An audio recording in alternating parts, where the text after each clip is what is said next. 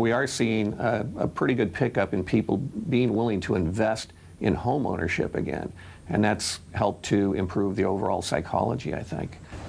Just one of many fresh indications showing Oregon's economy continues to improve slowly.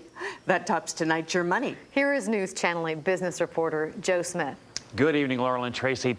How we feel about the economy is subjective, but more and more people, it seems, they're feeling a bit more confident. The all-important National Jobs Report is out tomorrow, a snapshot of how the economy is doing. There are definitely some signs of relief on this road to recovery. Well, I just started a new job, so I am feeling like it is progressing. It's more jobs that help turn the economy around. Nationally, 158,000 jobs were added in October. The good news is that rather than seeing continued deteriorating trends in so many of the economic indicators, things have begun to improve. Including an improving jobs outlook. It's boosting consumer confidence to its highest level since 2008. I found more people to shopping and shopping for themselves, shopping for family. A turn in the stock market is helping. Maybe the retirement account is looking a little more healthy these days, so it might give me a little more confidence. Now the market back above 13,000.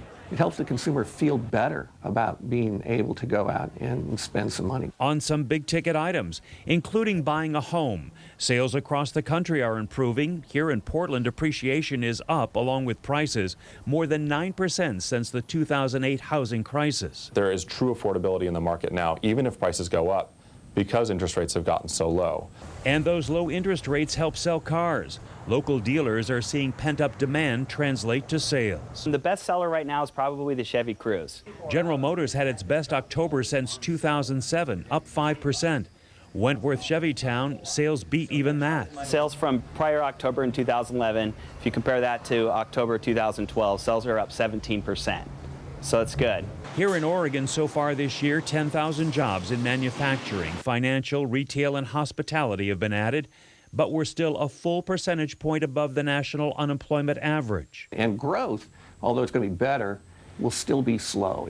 It's going to take us a while to work our way out of this. And a new Federal Reserve forecast out puts Oregon near the top for economic growth over the next 6 months because of an increase in housing permits, unemployment insurance claims, manufacturing data, and interest rates.